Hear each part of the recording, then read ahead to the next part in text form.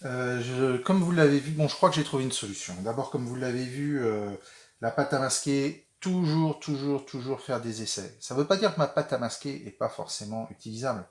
Ça veut dire que sur ce papier et avec cette peinture, en l'occurrence, j'ai beaucoup utilisé celle-là, qui est peut-être une qualité différente des autres, ça ne fonctionne pas. Toujours faire un essai, prendre le temps de faire un essai. Bon, alors moi, ma solution, elle va être la suivante. Je vais foncer les zone par zone. Je vais foncer le sol, ce qui m'intéresse. Je vais laisser sécher. Je vais foncer cette partie-là, ce qui m'intéresse. Je vais laisser sécher.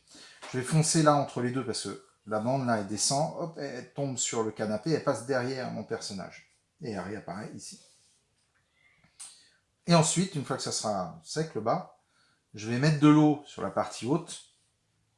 Toute cette partie-là, jusque là, j'éviterai le canapé parce qu'il est rouge, il risque de fuser. Parce que c'est fragile le rouge. Et je vais retenter de faire un dégradé. Voilà, on va faire comme ça. Bon, c'est parti, je vais d'abord faire le plancher. J'ai préparé un marron très foncé et euh, j'en ai préparé une quantité importante. Alors c'est ce qu'on appelle un lavis. Hein, c'est l'équivalent à l'acrylique et à l'huile du glacis, c'est-à-dire je mets beaucoup d'eau, peu de pigment et je tire ma peinture. Le gros risque, c'est d'emmener la couleur qui est déjà posée. On a vu qu'elle était fragile. Mais bon, à tenter le coup. Allez, c'est parti.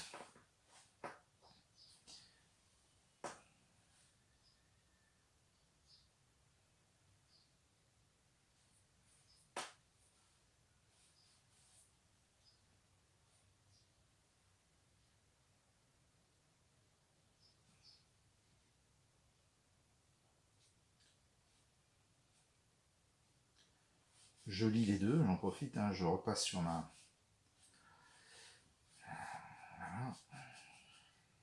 sur le fond. Hein.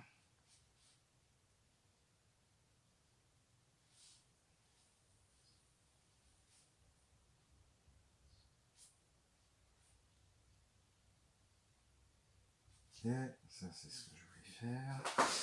Tac, tac. Je ramène beaucoup d'eau. J'hésite pas à déborder sur le côté. Pour pas que ça fasse de marque. Enfin, j'essaye de pas faire de marque. Faut pas que je me trompe, c'est ici.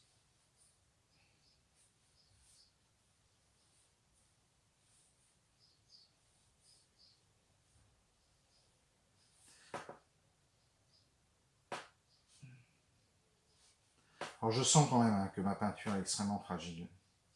Je sens que je peux pas passer 40 000 fois. Ce serait beaucoup plus... Vous voyez, dès que je passe trop, ça fait des marques. Si je vais pas assez vite, ça fait des marques. Ce serait beaucoup plus facile, évidemment, à l'acrylique ou à l'huile. Il faut que j'aille plus vite. Il faut que j'accélère le mouvement.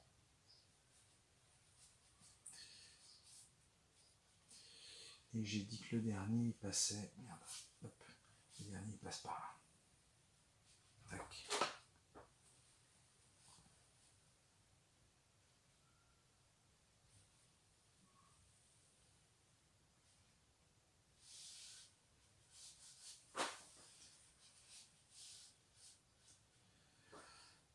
Bon, vous voyez, sur le bas, j'ai été plus vite, c'est mieux. Là, j'ai un peu abîmé ma couleur du dessous. Donc, bon, je reviendrai peut-être dessus après, plus tard. On verra.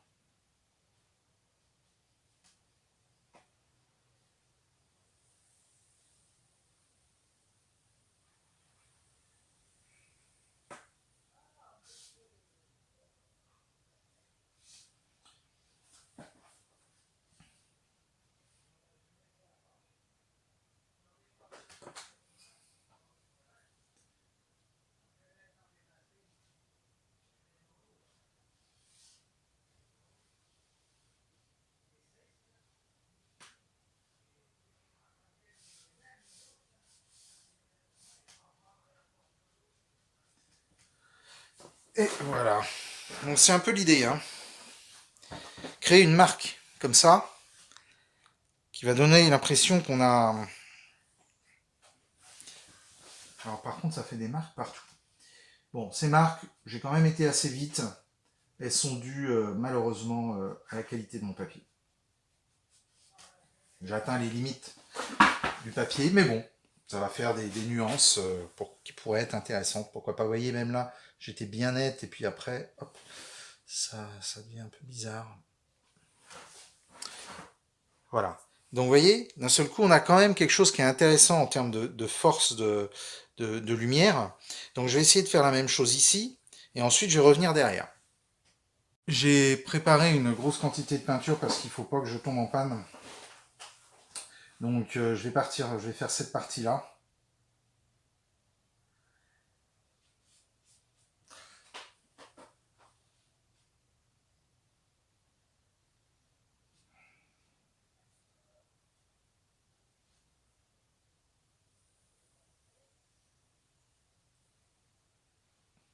C'est comme s'il y avait une ombre d'été, vous voyez, hein, c'est une ombre assez forte.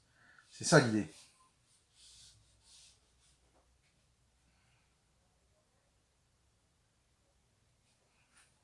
Bon, je vous cache pas que je prends des vrais risques, hein. Ça peut se retrouver tout nul. Donc là, vous voyez, j'essaye de ne pas trop passer dessus, hein. Hop, hop.